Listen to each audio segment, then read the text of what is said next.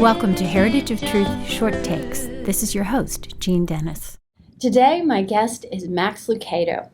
Do you think there are more people having hard times now than at other times? Well, I do, and I think there are a variety of reasons. Number one, it's just a tough time in which we live. We are so affected by things that happen all the way around the planet. Mm-hmm. You know, our economy, if it's almost like if Japan sneezes, we feel it in St. Augustine, That's Florida, true. right? I mean, because we're so tightly connected. And number two, we see things that we used to never know about because of the rapid expansion of the news media. Mm-hmm. You know, it could be that an earthquake would happen in Australia 500 years ago, and if you live in South America, you'd never know about it. But now you're aware of everything that's happening around the world. That increases a level of anxiety, mm-hmm. a level of fear on the planet. So I would think that our population is more fear-based now than it is faith-based. And that's a whole different way to view life. Are you seeing that among Christians too? Yes. What I'm seeing among Christians is a different type of fear. And that is that Christians tend to slide into the kind of the formal term of it is legalism. Mm-hmm. I like the phrase performanceism. If I perform well, God's going to love me. We tend to understand that phrase better. Mm-hmm. So we create our own brand of fear. Mm-hmm. You know, we let God save us, but then instead of living in the peace of that salvation, we tend to say, okay, now it's up to me to stay saved. And so we created a different kind of fear. I wrote about that in my last book. And what is that book That one was called Grace. Grace. And this book is dealing with helping people who find themselves just in that sudden moment of anxiety. Mm-hmm. When the diagnosis comes, or when the car wreck comes, or when the divorce comes, mm-hmm. we need some truth to speak into our hearts right at that moment. Otherwise, we'll spiral down into a pit, and some people never escape. Yeah. Well, I know that you use the story of Joseph mm-hmm. in this book. Speaking of pits, right? Yeah, speaking of pits. So, what made you decide to use that? Well, story? he is the classic case of a mm-hmm. person where everything turned against him. Mm-hmm. It's a phenomenal story. You know, he's not guiltless. You know, when you start reading the story, he was a cocky kid, you know, but he didn't deserve what his brothers did. They threw him in a pit, sold him into slavery. He ends up in Egypt, spending 10 years working in a foreign country, does his best, gets propositioned by the boss's wife, resists mm-hmm. the temptation, gets thrown in prison. I mean, it's one thing after another. Poor guy. Yeah. Even later on, you know, in his life when he's reconciled with his brothers, he's still trying to figure it all out. And I love this. I think the story of Joseph is so loved because mm-hmm. it's a story of somebody, though mistreated and faced so many challenges, he never gave up. Mm-hmm. He didn't give up. He didn't get bitter. He never let his heart metastasize into hatred. Mm-hmm. And so the question is, how did he hang on? And he gives us the answer. You know, the key verse and the punchline is Genesis 50:20.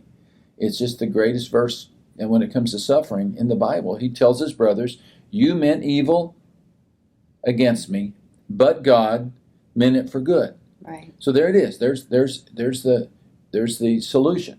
He, mm-hmm. deep in his heart was this conviction of there's evil in this world, but God can take that evil and reroute it into something good.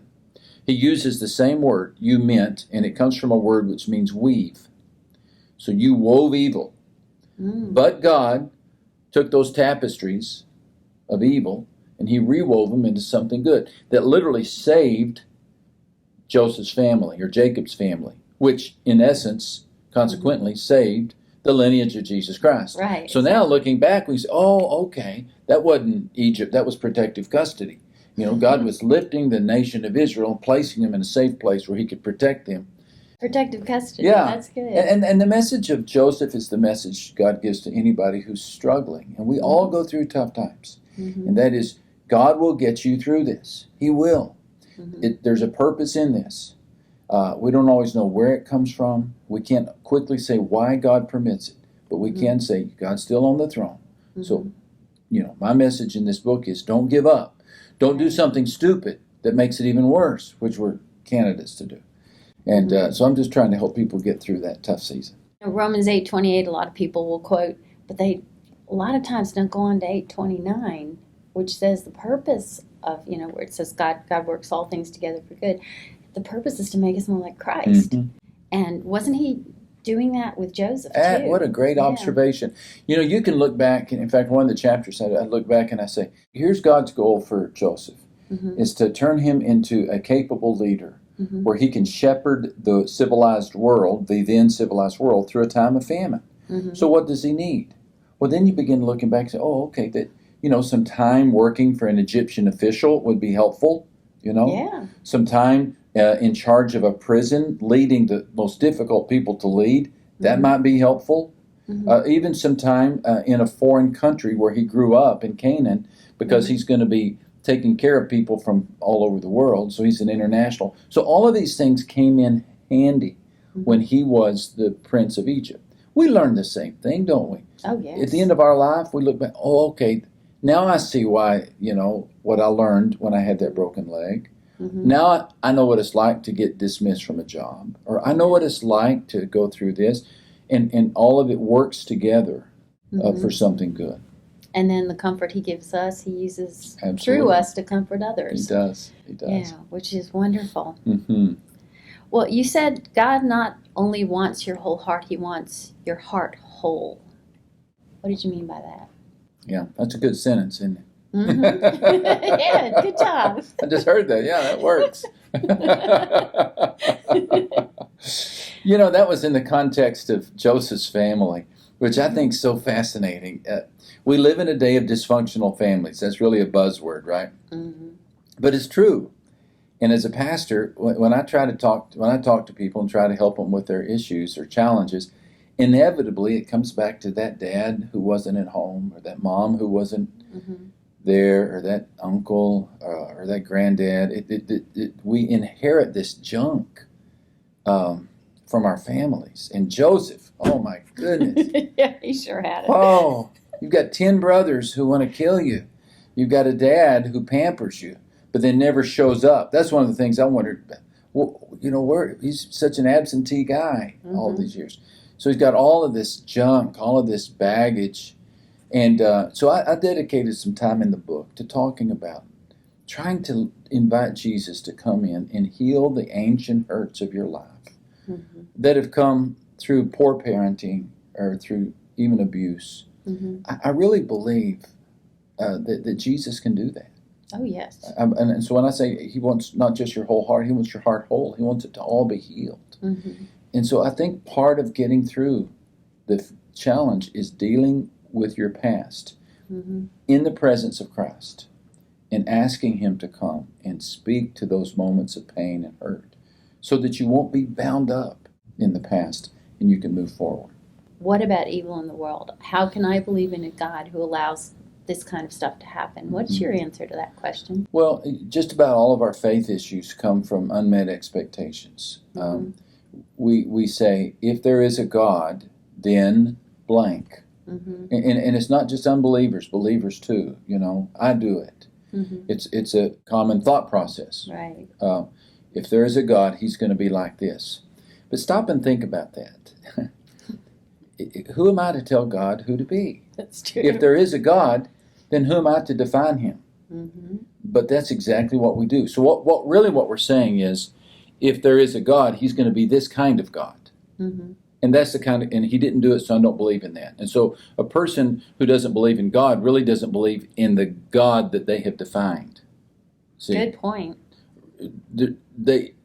And God's response to that, I think, through Scripture is, well, it's not up to you to tell me who I am. Yeah.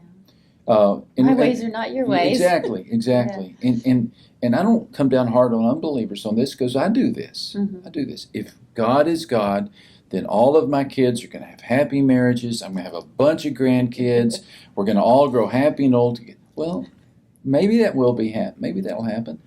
But there's no promise. There's no guarantee. The Scripture says in this world you will have tribulation. That is a promise. That's a promise, isn't it? So really, most faith crises of faith are dealt with by tracing them back to that unmet expectation. Mhm.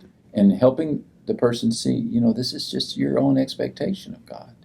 And maybe it's a fair expectation. Maybe it's just your expectation. But you've got to let God be God. That's true. How does knowing God's character help somebody in a time of crisis? One of the most interesting things that I came across in researching this book was a story of J.J. Jasper. Yes. We interviewed him. Did you? Yes. What a story, huh?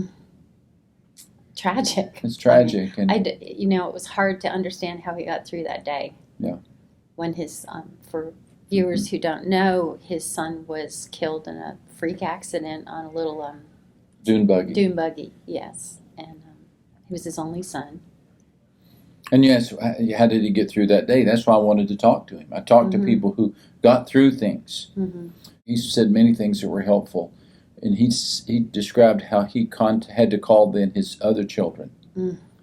If I remember correctly, like the older kids were away at a summer camp. And he had to call them on the phone and tell them that their little brother didn't survive. And I said, well, how did you do that? He said, when they got on the phone, I said, I'm about to tell you some very difficult news. But I want you to think about some things about God you know to be true. Mm. And hold on to them. I think that's a key. When we're going through changing times, you got to hold on to God's unchanging character. I made a list of things that I believe about God, and I keep it with me. Things like God is always on the throne. God still forgives sinners. God still sends angels to help those who serve Him. God uses every crisis for my ultimate good and His ultimate glory. Just a list of things that reflect His character. Mm-hmm. So that when I go through a tough time, I can pull that out and say, okay, this hasn't changed. This has not changed. And I think that's an essential tool for getting through a tough time. Definitely.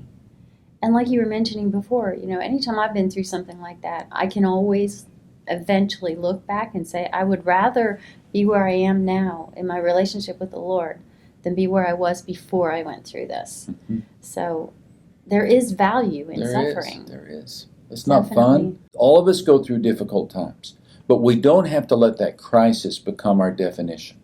Mm-hmm. Again, we've got to interrupt it with truth. We've got to interrupt it.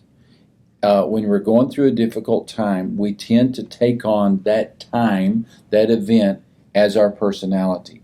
And we become the widower or the widow. And again, with great compassion, acknowledging it's so tough. But you got to hold on to truth during those tough times and realize that you have not become the crisis. You've just gone through the crisis. Mm-hmm. You're not identified by the crisis. You're still God's child. Mm-hmm. You're still bought and cleansed by the blood of Christ. You're still destined for heaven. My question for people when they go through tough times is, what do you still have that no one can take? What do you still have that no one can take? Because when you're going through a crisis, the tendency is to think, oh, I've lost it all. No, I've lost it all. Yeah. I don't know how you get through life without the promise of heaven. I don't either. I don't either. And maybe that's it. Maybe you don't. Yeah. Maybe you don't. That's why everybody needs Jesus, besides the fact that they need Him for salvation. Yeah. The book is You'll Get Through This, and you will, with the help of the Lord. Share the